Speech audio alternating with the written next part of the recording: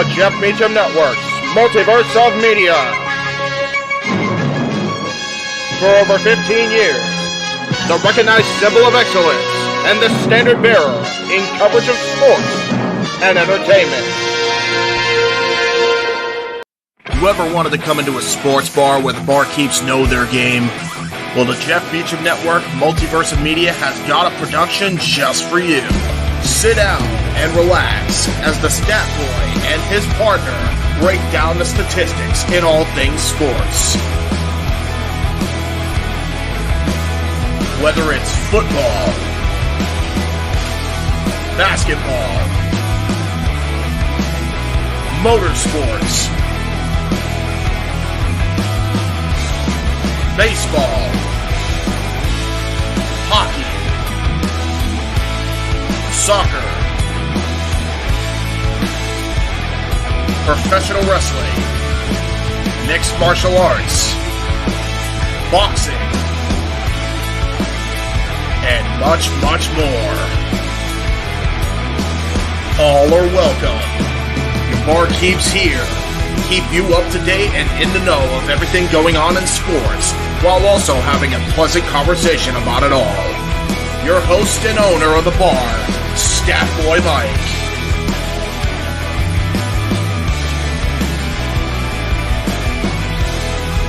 His partner in crime, Dory Lou.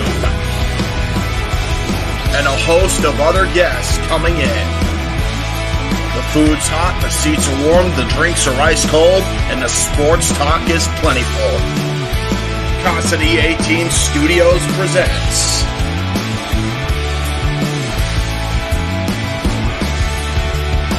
Stat Boy Sports Bar.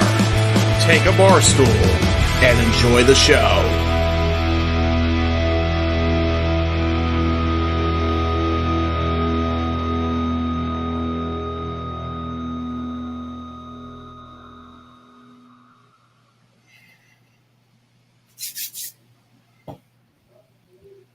Hello, my internet fans. Welcome to another episode of Stat Boy Sports Bar for March 19th, 2024. Dory Lou's working a double shift tonight. DJ Mud King is back in the co-host chair. I'm in charge of the Stat Boy Sports Bar this week. Lucky me, lucky me. We've got plenty to talk about. It's March Madness season. That's going to be our main event tonight. Normally we do the hockey at the end, but because it's an event happening starting tonight, actually, with the Final Four, or the first four, we're gonna save that for the meat and potatoes of Stats Boy Sports Bar. Remember, as always, if you want to dictate the conversation, if you want to ask me a question, super chat. It's as simple as that. That's what we do here in Stat Boy Sports Bar, and that's what we do here in the Multiverse of Media and the Casa D-18 Studios. Talk about, what do you want to talk about? Let's start talking about some golf. Let's bring up our first graphic. And there it is. It's the PGA Tour. It's the Players' Championship, which took place in Ponte Verde Beach, Florida. And there is your winner, Scottie Scheffler, the number one player in the PGA today. The news report comes directly from the PGA.com, written by, I have to give credit, I got to give credit where credit is due. This written by the Associated Press, already the best in the world. They're already taking something off of the old WWE stuff. Already the best in the world, Scottie Scheffler added another layer to his legend on Sunday. He became the first player to win back-to-back in 50 years of the Players' Championship by matching the biggest comeback and the lowest closing round by a winner. He holed out for eagle from the fourth fairway and had 4 birdies in a 5-hole stretch, sending him to an 8 under 64 and a one-shot victory that wasn't decided until the final putt.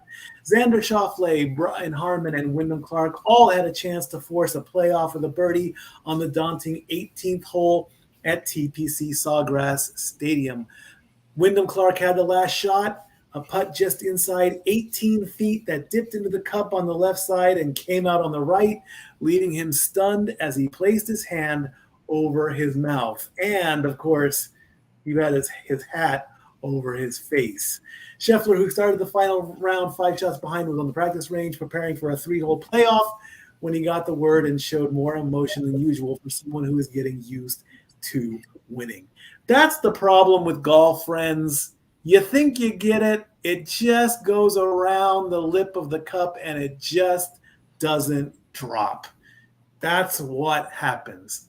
If you remember the old I Love Lucy episode, he and Fred and Carolyn's husband at the time were all talking about golf and talking about putting, and it's a measly 2-foot putt, and it's the measly ones that get you going. In this case, it was 18 feet. It just didn't happen for Wyndham Clark, but he ended up taking a second place victory. There's your top 10 in the FedEx Cup standings. Scottie Scheffler is the number one player, or ranked number one, at 2,298 points. The Players' Championship was a flagship event or a signature event, meaning it was worth more points.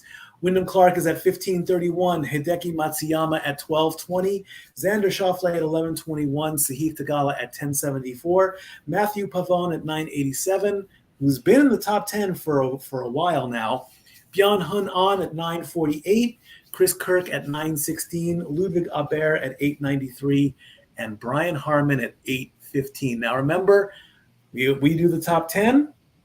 To get to the FedEx Cup, you have to be in the top 70. Brother Zach, 18-foot putt does him in. What do you say on that? Man, I felt like in that moment I was watching a Tiger Woods reaction, but Tiger Woods would have just, he would have pulled a Happy Gilmore and chunked the club into this crowd and just, but just to see it happen that close, it's so exciting, but you feel so bad for Wyndham Clark at the same time. Yeah, I can understand that.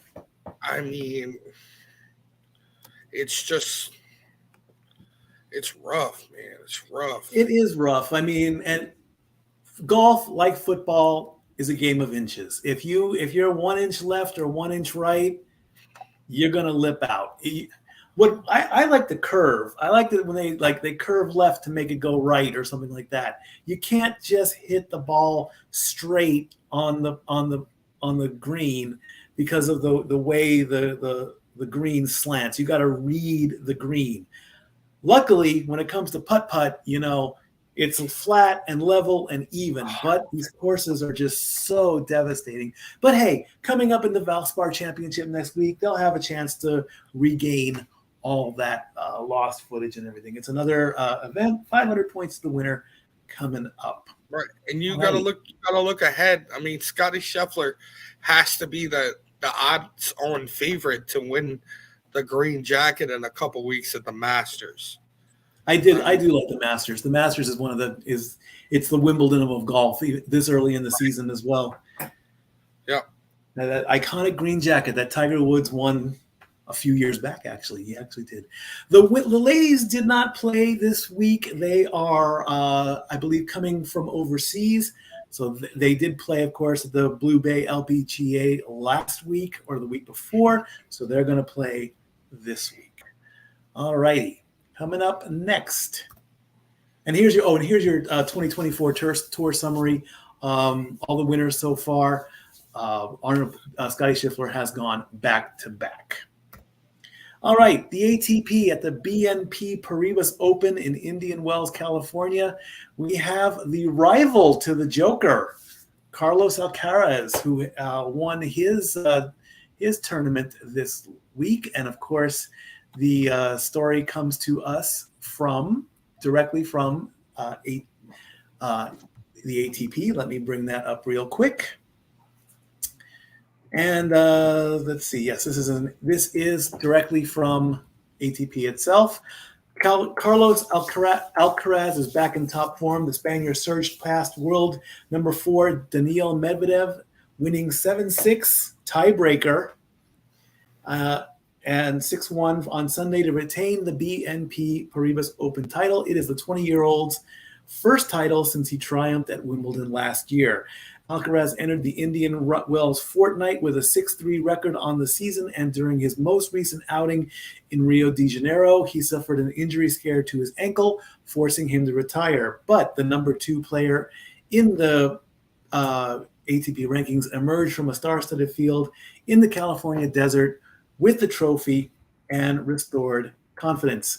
Alcaraz and Medvedev also met in the Indian Wells final 1 year ago when the former won 6-3, 6-2. The two-time Indian Wells champion took a 5-3 lead in their head-to-head rivalry after a championship performance in which he hit 19 forehand winners compared to 11 total winners for his opponent. Of course, the top 8 are in the race to Turin, which will determine the ATP champion for 2024. Jannik Sinner still has the lead at 2,900 points. Daniil Medvedev is at 2,150. Carlos Alcaraz, who is the winner of the BNP Paribas Open, is in third place at 1,500. Alexander Zverev is at 1,435. Alex de Minaur is at 1,395. Andrei Rublev is at 1,050, who is tied with Sebastian Baez at 1,050. And Hugo Humbert is at 975. The ladies also played in their version of the BNP Paribas Open, and your winner was Iga Swiatek. This comes from WTA staff on the WTA website. Iga Swiatek rolled to her second BNP Paribas Open title on Sunday by toppling my favorite, Maria Sakkari, 6-4, 6-0. World number 1 Swiatek won the final 8 games of the match to knock off Sakkari for the second time in 2 years in Indian Wells, having beaten her 6-4, 6-1 in the 2022 final. Swiatek won 12 of the first 15 points, but it was a competitive match for much of the first set. From love 30 down on her serve in the fourth game, number 9 ranked Maria Sakkari won 3 straight games to level the first set at 3-3. But when it hit 4-4, the world number 1 went to that extra level. God level invoked, as it says on Roman Reigns' shirt. By the end of the match, she broke Sakkari 5 times and lost only 5 points in the second set. Behind 15 winners overall, Swiatek won 12 straight sets in her second BNP Paribas Open title run and lost just 21 games. So they are also racing to the WTA finals. Iga Swiatek is in the lead with 3,020 points. Anya Sabalenka is at 24.55. Elena Rybakina is at 20.43. Qinwen Zhang is at 17.20. Our local favorite and American favorite Coco Gauff is at 16.45. She is in 5th place. Yelena Ostapenko is at 14.88. Yasmin Paolini is at 14.07. And Kostyuk is at 13.50, rounding out the top 8.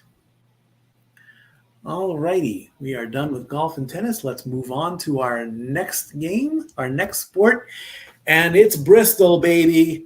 The Food City 500, which took place in Bristol, Tennessee, not Bristol, Virginia.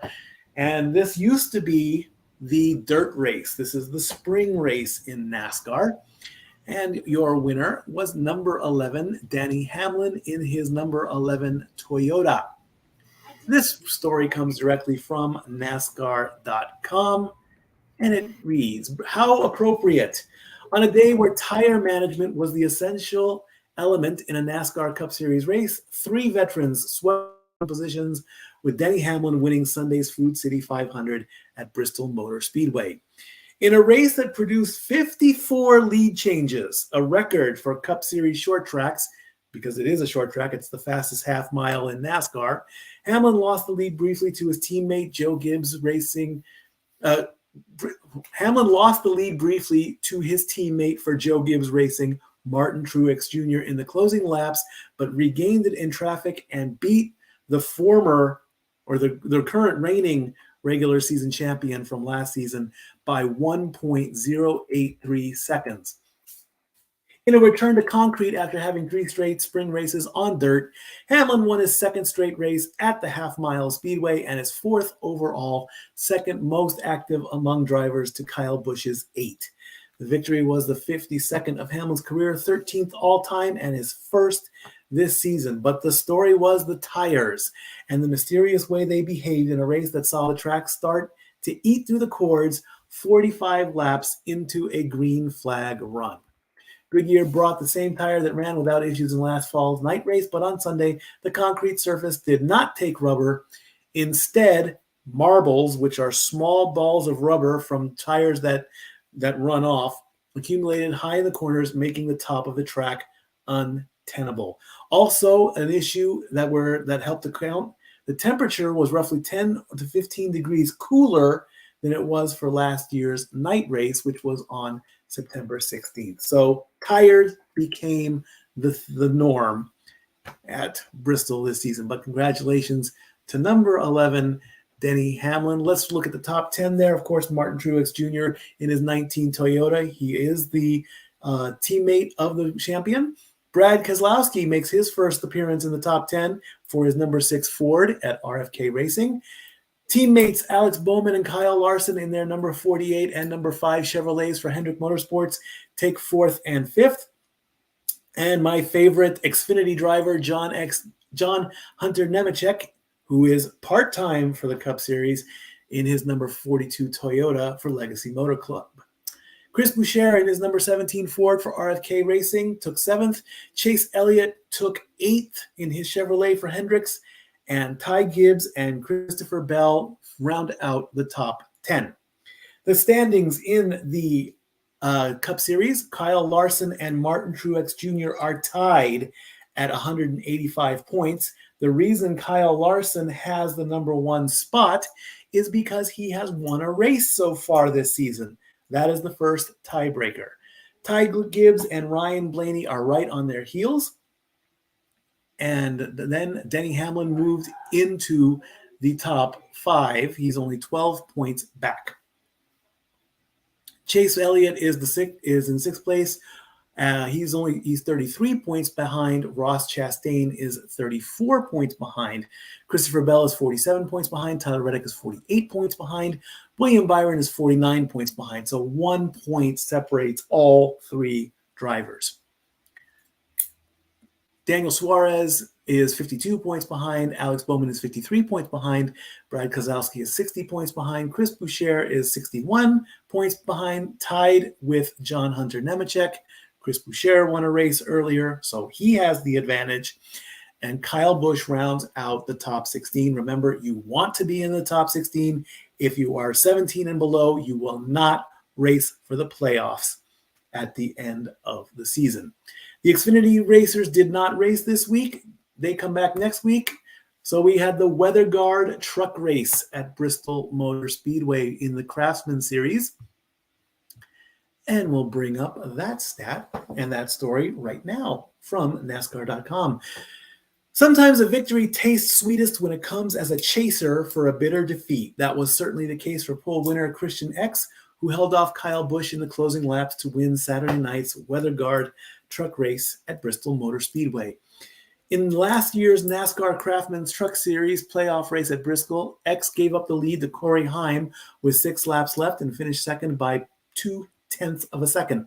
The loss cost X, who led 150 laps in that event, a berth in the Championship 4 at Phoenix, where his victory in the season finale gave him a consolation prize, but not a title.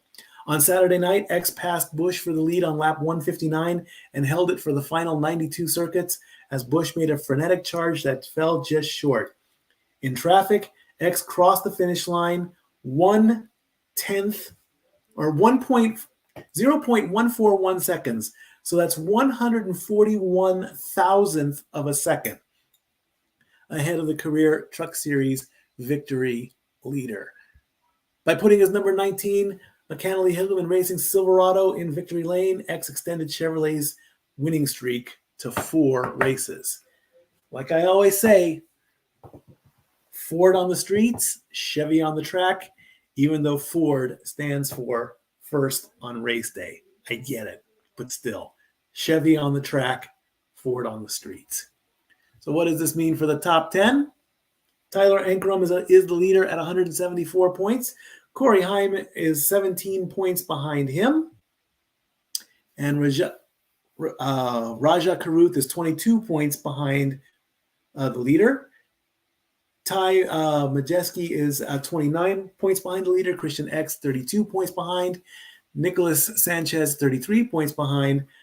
Brett Holmes is 79. Is 30. No, he's 10th. I'm sorry.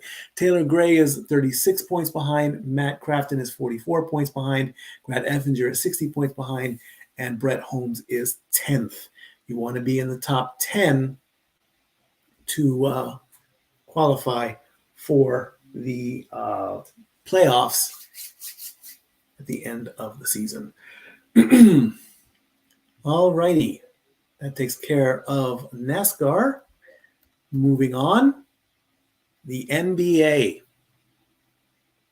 As you can see here, the Boston Celtics have become the first team to clinch their playoff spot. They are number one. Now, this does not mean they have clinched the number one spot. They have just made it into the playoffs. They can finish no better than or no worse than sixth. They do not have to play in the play-in tournament, which is, of course, 7 versus 10 and 8 versus 9. They are guaranteed a top 6 finish in the East. So they are green, so they are in. Congratulations to the Boston Celtics. Oklahoma City Thunder is in second overall in the power rankings, but they are number 1 in the West at 47-20. They have not moved. Minnesota Timberwolves are still third overall in my rankings, and they are number 2 in the West. They were number 3 in the West last week. They did get a win. They have moved up. The defending champion Denver Nuggets at 40, they are also tied with the Minnesota Timberwolves, but because of tiebreakers, Minnesota has the the higher seed right now. So it's so they are number 3 in the West. Milwaukee is ranked number 4 overall at 44-24, ranked number 2 in the East. Cleveland rounds out column 1 at 43-25. The Clippers are at 42-25. They are ranked number 4 in the West. The Pelicans are 41-26. The Knicks are 41-27. The Orlando Magic are 40-28. And the Sacramento Kings hold the last guaranteed playoff spot in the West. They are currently the number 6 seed at 39-28. Right now, Dallas is the number 7 spot.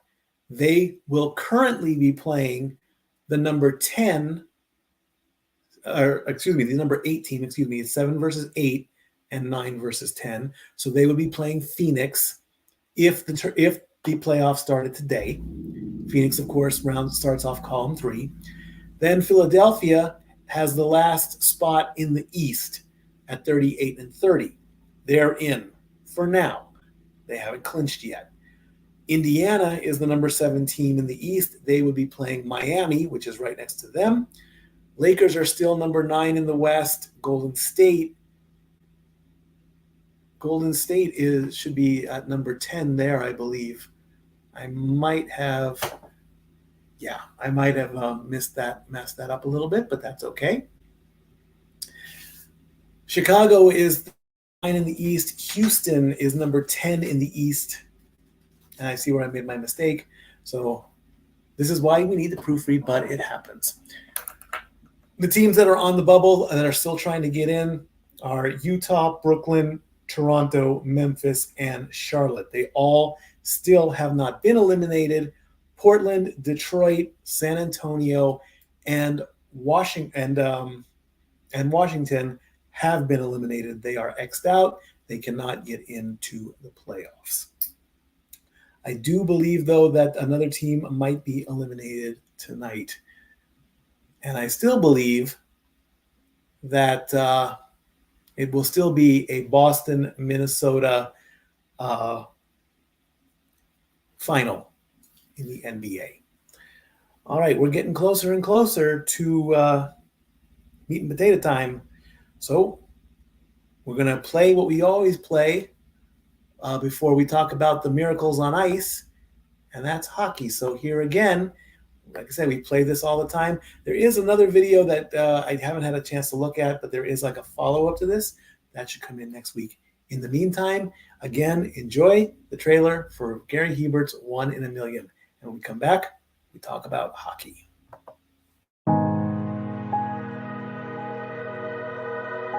Gary Hebert, the man, the myth, the legend. I was amazed, and I was looking to become a better skater myself, and I wanted to be like Gary. When you look at a guy like this, he's one of the most talented people in his profession. He's been given gifts by God. It can get frustrating at times when you're trying things that, that maybe don't come as quickly to you as other things. And, you never really felt that sense of frustration with Gary. It was always about improvement and positive reinforcement. Was it really the end? Was that head injury really the end? God has called Gary to continue to be a blessing to others and to be a passionate example. My name is Gary Hebert, and this is the World Academy of Hockey, otherwise known as the Inside Edge. I would recommend anybody that have a chance to come to his hockey school. I think it'd be well worth it. It'd be rewarding to all the kids and anyone he coaches, from whether it's an adult, a professional player, to a little kid like a Mike or a Squirt. Gary, from day one, has been instrumental to my hockey career. I started out as a potential Division III player, and Gary brought me single-handedly through high school and into a top Division I prospect. I owe it all to Gary, the biggest legend on and off ice there's ever been. Listen, watch, learn, be confident, and have faith. Those are the answers I was brought to. Yet, I only now am really learning how truly important those 5 things are. Through preparation, through appropriate thoughtfulness and thinking, we can learn to untie the typical knots between our ears that drive us into underachievement and underperformance. And lo and behold, we can learn, I think, to fulfill our God-given potential. Gary has the innate ability to make people not only better players, but better people. The life lessons they learn from Gary are incredible. You can always remember leaving that rink knowing as a player I got better or I had something to improve on to get better. And I think that's what you excelled on as a coach, is giving us the knowledge to know what we needed to do to get better. There's coaches who know the game, but can you communicate and create passion in your kids and in your players? And Gary's able to do that. Gary's got great knowledge and the great hands, but more importantly, his ability to connect with people and care for them. His communication skills, to me, really stand out and separate him, and that's why he's one of the best, in the world. Gary's a legend. He's a special, special man.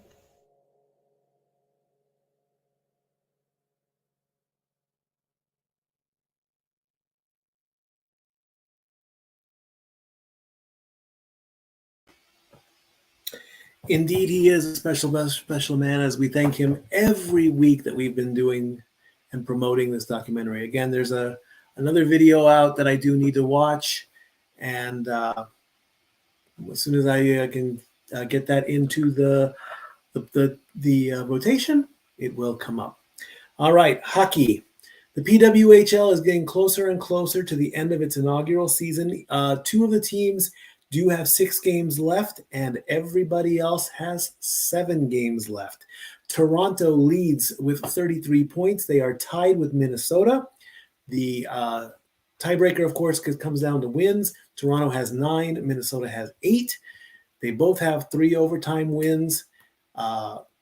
Minnesota has 3 overtime losses, so that equals it out, and that's why they have 33 points.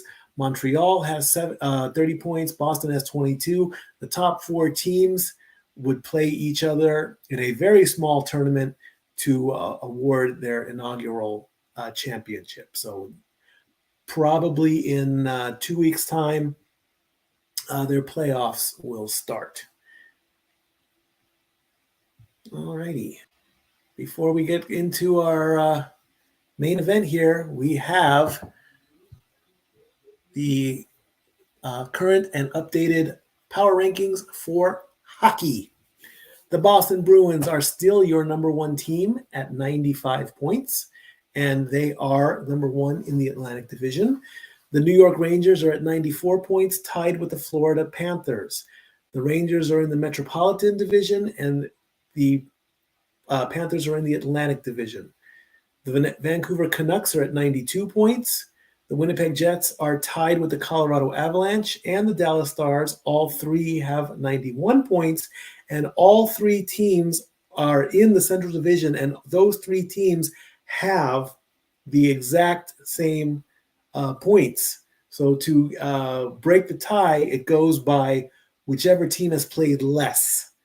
Then it goes to regular wins, meaning just wins in regulation. Carolina rounds out column 1 at 90 points, and they are the number 2 team in the Metropolitan Division. Toronto starts off column 2 at 85 points, Edmonton at 84, Nashville at 82. They are still they are holding on to that final or that first wild card spot in the West. They are in the Western Conference, but they are in the Central Division. They are 9 points behind the Dallas Stars. I'm not too certain if they want to stay where they are. I mean, a playoff run would be excellent for them, but they might want to try a little bit harder. They've got 14 games to play. They would only need 9 points, and hopefully Dallas doesn't score enough to get that one.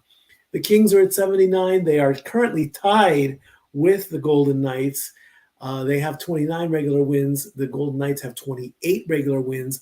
Both of those teams play tonight, so they could flip-flop depending on who they are playing. The Kings are playing the Blackhawks, and the Golden Knights are playing the Lightning. I'll get to that scenario in just a little bit. Well, the Lightning in fact, the Golden Knights playing the Lightning is a good battle of wild card matchups because they are both wild cards currently. Philadelphia is at 76 points and Washington's at 75. St. Louis is at 75 as well. Detroit is at 74, tied with Minnesota. Minnesota is still in the hunt to continue to get their playoff spot going. New York Islanders at 73, Calgary at 71, Buffalo is tied at 71, Pittsburgh is at 69, and the Kraken is at, where are the Kraken? 68. Column 4, the Devils are at 68. The Canadiens are at 61, along with the Coyotes. The Senators are at 60, and the Blue Jackets are at 57. My Ducks are officially eliminated, along with the Blackhawks and the Sharks. The next team to possibly be eliminated are the Coyotes. The Coyotes are not playing tonight, so it all falls on Vegas. If Vegas gets to overtime or straight out wins, that will put them at 80 or 81 points. The best Arizona can do is only 79 points. So Arizona can become the first team this season to be eliminated without even touching the ice. That is a sad way to be eliminated. Now, they do have more points than the Senators and the Blue Jackets, but they are also different divisions. So it will be possible in the power rankings for a team to be eliminated and have more points than a team that is not eliminated yet.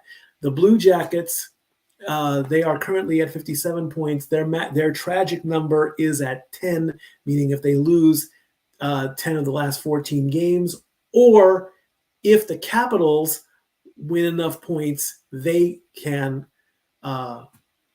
actually, I believe it's at a 5. I see where I messed that up.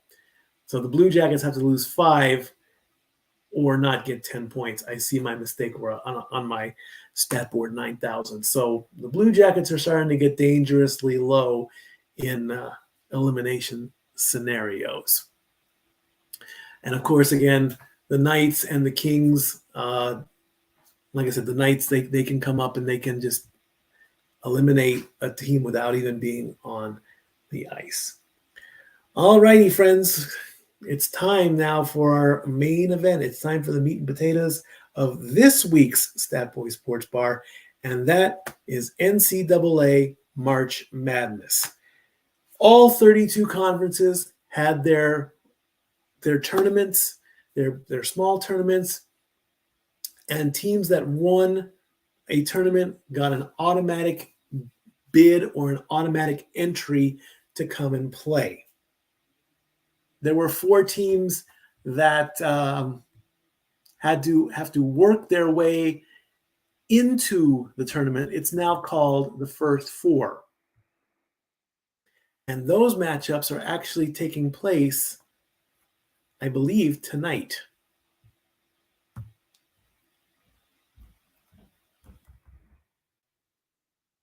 And looking currently at the NCAA, I believe there is a matchup between Wagner and Howard. And again, they have to play those in. So let's take a look at the current bracket. And if you are competing in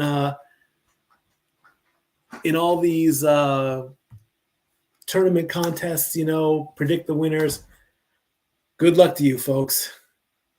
That's all I can tell you is good luck, because you've got a lot of work to do ahead of you. So the number 1 teams in the East, UConn, will take on the number 16 team, Stetson. The number 8 team, FAU, will take Northwestern. San Diego State will play UAB. Auburn will play Yale. BYU will play Duquesnes. Illinois will play Morehead State. Washington will play Drake. And Iowa State will play South Dakota State. That is your Eastern tournament. All 16 teams are matched up in standard, 116, first place best, and all the way down. In the West, North Carolina is going to play the winner of the matchup that is taking place right now, Howard versus Wagner. So whoever wins in that matchup between those 2 teams will play North Carolina. And believe me, I don't know if you want to be that team. To go after the Tar Heels is amazing in itself. Currently, the score right now is Wagner 38, Howard 27. They are currently playing. So the winner of that matchup moves into the tournament to play against North Carolina. Mississippi State takes on Michigan State. That's going to be a good matchup, 8 versus 9. St. Mary's takes on Grand Canyon. The Crimson Tide takes on Charleston. Clemson takes on New Mexico. Baylor takes on Colgate. Dayton takes on Nevada. And this one I'm very proud of, even though they've won the Big West tournament. So big props. I'm very proud of the Long Beach State, but they have to take on the Arizona Wildcats. Very tough team, but there have been plenty of 2-15 upsets. So I'm going to keep an eye out on that one. In the South tournament, Houston takes on Longwood. Nebraska takes on Texas A&M. Wisconsin takes on James Madison. Duke takes on Virginia. Texas Tech takes on North Carolina State. Kentucky takes on Oakland. Florida takes on the winner of Colorado and Boise State. I do believe that matchup is tonight as well. Let's take a look at the schedule. Colorado, Virginia. Did I mess that up? I guess I see where okay, that's in the Midwest tournament. So it's Colorado and Boise State, Colorado State, and Virginia is where I might have that reversed. Either way, it happens. And then Marquette takes on, who does Marquette take on there? Marquette takes on Western Kentucky. And the final matchup in the Midwest, Purdue takes on the winner of a matchup between Grambling and Montana State. Utah takes on TCU. Gonzaga takes on McNeese. Kansas takes on Samford. South Carolina takes on Oregon. Creighton takes on Akron. Texas takes on the winner of Colorado State and Virginia. And our residential hometown, Tennessee Vols, takes on St. Peter's. Again, I am not officially doing a bracket this season. I've got a lot going on right now in my life, juggling jobs and everything like that. And on the rare occasions that I do get a day off, honestly, I would just want to sit back and enjoy the game. I would not just want to. I would just want to sit back and watch the games in itself. Founder checking in while I can. Hope barkeep and patrons are all well. Thank you, Jeff. I'm doing okay with what I got. So we're almost technically done here today on this week's episode, by the way. So getting close to the end here. So what I'll do now, I'll do an impromptu little. I'll make my picks known, but I would doubt that it's official because I'm not really counting the first 4 matchups, honestly. So let me take a look here, and I'll just jot these down as I go. So I'm going to say that, of course, UConn is going to advance. FAU Northwestern, the 8 and the 9s have always been troublesome when it comes to upsets. So I'm going to say Northwestern upsets FAU. We'll write that down, Northwestern. San Diego State versus UAB. I got to go with the California roots, and I'll go with San Diego State on that one. Auburn and Yale. Well, it's not Harvard, but, Harvard and Yale and always that. A 4 versus a 13. I'm going to say that Auburn advances. BYU and Duquesne's, I'll go with BYU on that one. Illinois and Morehead State, we'll go with Illinois. Washington and Drake, we'll go with, let's go with the Huskies. And UConn is the Huskies as well, but I think, and Iowa State and South Dakota State, we will go with Iowa State. All right, so then in the West, North Carolina is going to win hands down, I believe, on that one. It doesn't matter who. I honestly don't count the first 4. I'm sorry. That's just the way it is. It's always been 64 teams for me. It's just very, very odd that you have to play one final matchup to get in. So I'm going to go with the Tar Heels on that one. North Carolina. Mississippi State and Michigan State. Can I go with 2 different 8s versus 9s? I do like the Spartans. I really do. I've been playing Assassin's Creed Odyssey. I've been utilizing the Spartan kick in that one. So I'm going to say Michigan State on that one. I think there will be 2 different upsets. St. Mary's versus Grand Canyon. Grand Canyon University, I know of their commercial. I do believe they are a Christian-based university as well. So this is almost a very interesting matchup, St. Mary's versus Grand Canyon. And I was born at St. Mary's Hospital in Long Beach, California. So I'm going to say Grand Canyon pulls an upset on that one. I'm going on a limb on that one. Yes, I have to go with the Crimson Tide of Alabama. Have to go with that. Let's go with the Clemson Tigers over New Mexico. And we'll go with Baylor over Colgate. And Dayton versus Nevada. We'll go with another upset with Nevada. And this one is so hard because I like the Wildcats, but I'm going to go with the ultimate upset, and I'm going to say that Long Beach State upsets Arizona and knocks them out. All right, in the South, we're going to go with Houston. They're the number 1 team. They're going to beat Longwood. Nebraska versus Texas A&M. I'm going to go with the number 8 seed on that one. We'll go with the Cornhuskers of Nebraska. Wisconsin, we'll go with the Cheeseheads of Wisconsin. And I have to go with Duke over Virginia. Duke is my go-to. Duke is absolutely my go-to. Texas Tech and NC State. Well, I already have the Tar Heels in, so I'm going to go with Texas Tech.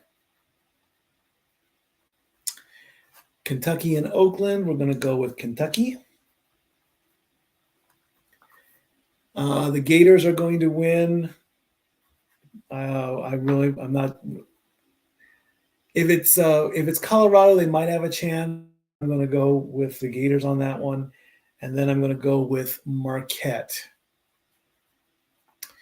And in the Midwest, Purdue is going to win hands down. That means all the number 1 teams are going to go in.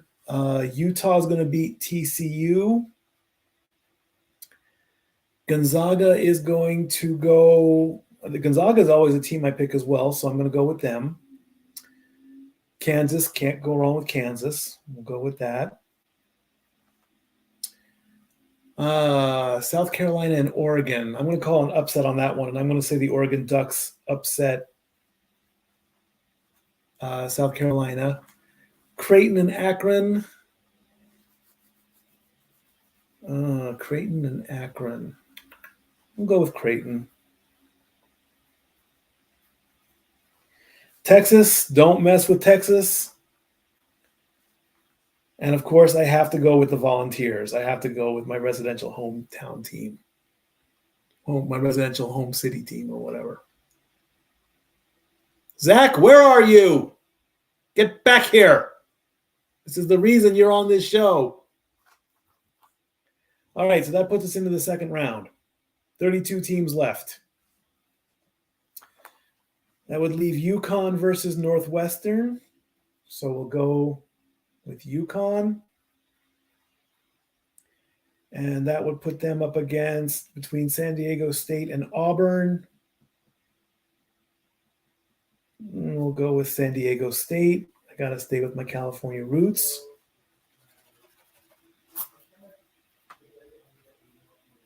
San Diego State. BYU and Illinois. We got to go with the Fighting Illinois on that one. Washington and Iowa State. Got to go with Washington. North Carolina and Michigan State. That's going to be the Tar Heels. North Carolina.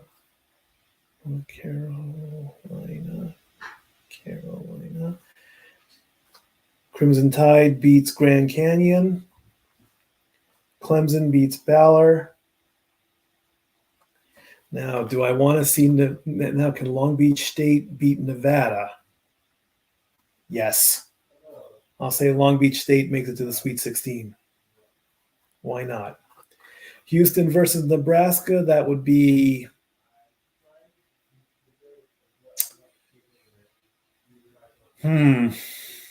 Houston. Wisconsin versus Duke, that's Duke. I always go with Duke. John Wayne, got to go with Duke.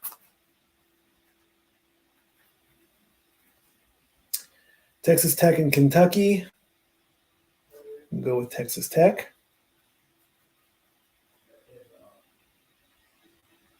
Setting up, of course, Florida. Purdue gets into the Sweet 16. Goes up against Gonzaga, because that's a good matchup.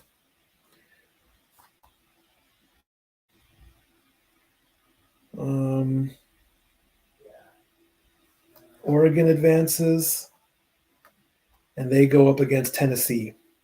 Tennessee against Texas. 1, 2, 3, 4, 5, 6, 7, 8, 9, 10, 11, 12, 13, 14, 15, 16. Then the Elite Eight will be UConn against Washington.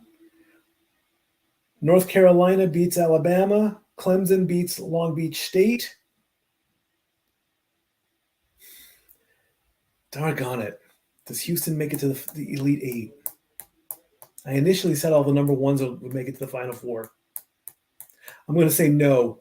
Duke upsets Houston. Florida beats Texas Tech. Gonzaga beats Purdue. Tennessee beats Oregon. And that would make the Final Four UConn, North Carolina, Duke, and Tennessee. There it is right there. That's my Final Four. And then UConn would take on North Carolina, and Duke would take on Tennessee. And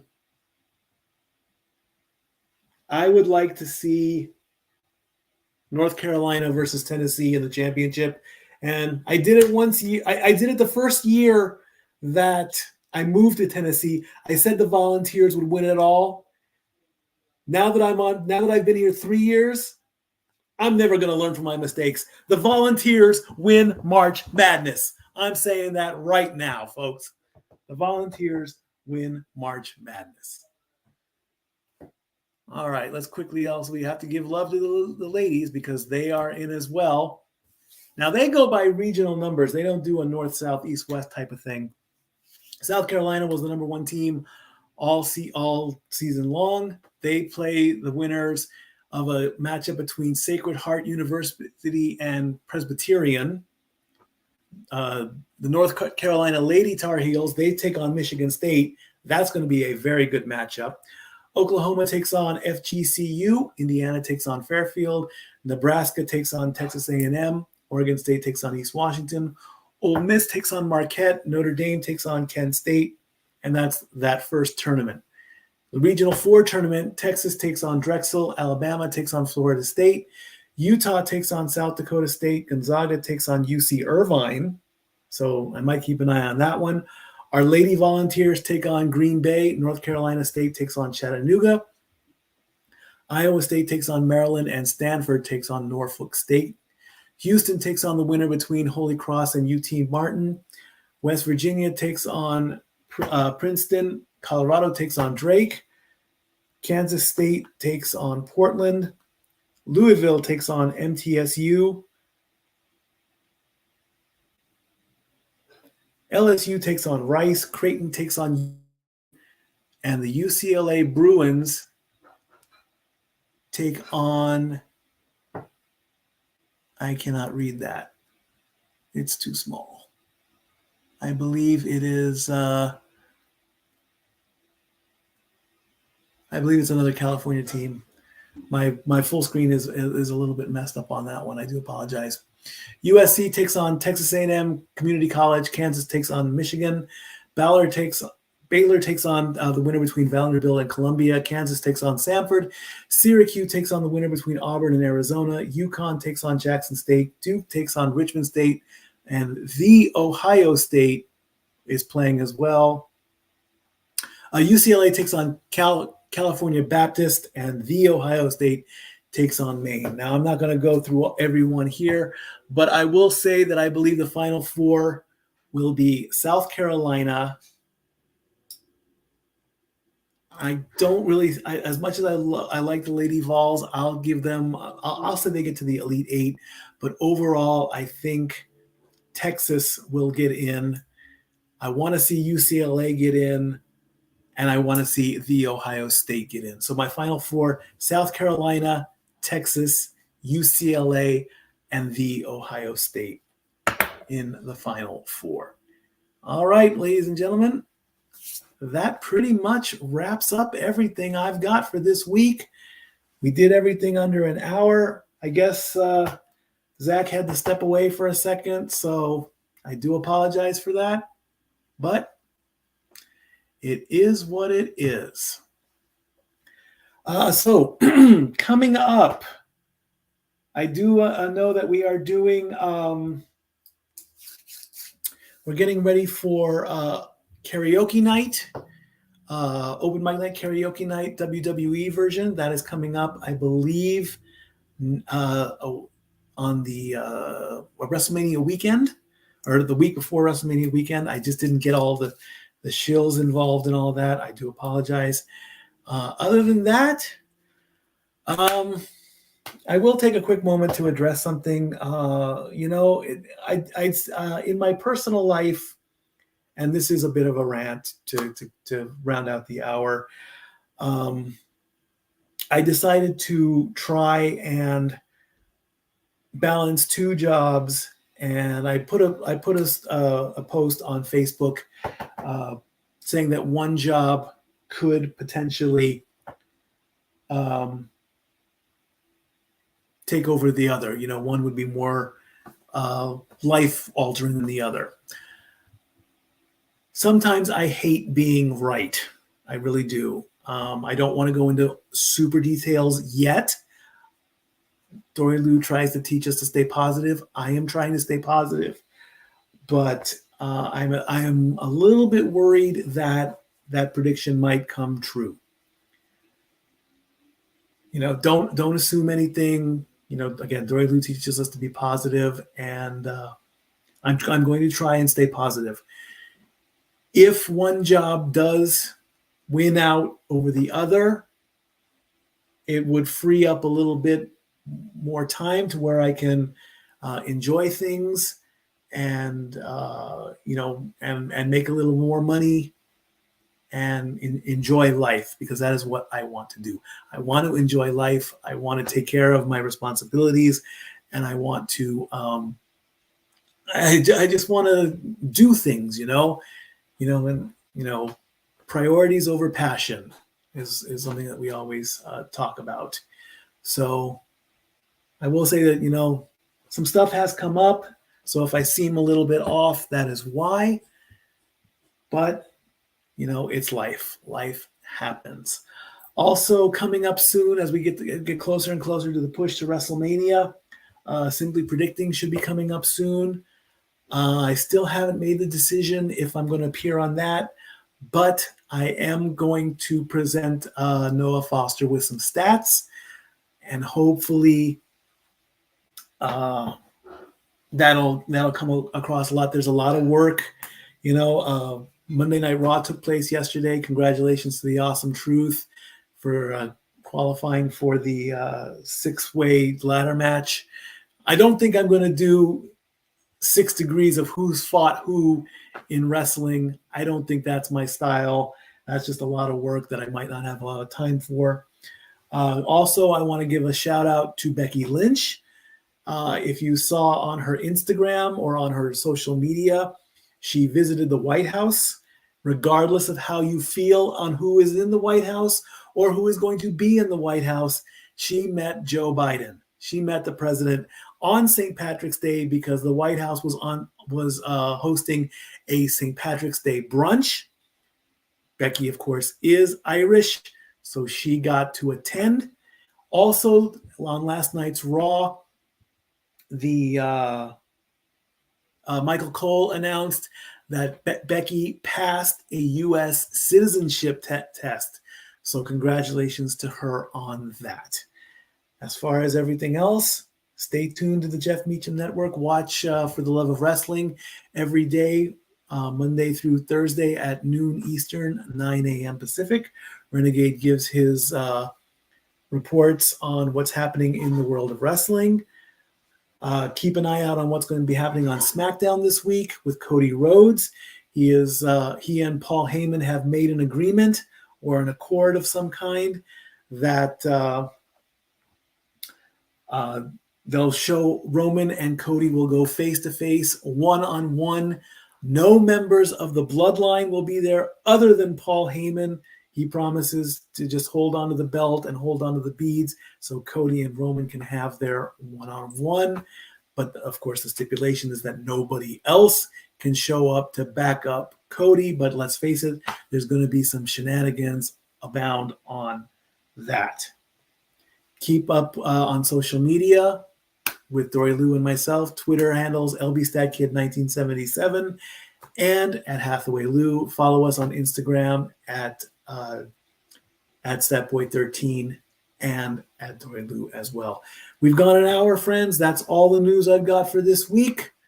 So stay tuned to the social medias, and if things happen, I will let you know. I love you all, friends and family. Take care of yourself, and I'll see you next week. Until then, Statboy out. And I should have had this set up, but I didn't, so I'm stalling for a little bit. Ha ha ha. I love you all. Have a good one, and good night. The Jeff Beecham Network's Multiverse of Media. For over 15 years, the recognized symbol of excellence and the standard bearer in coverage of sports and entertainment.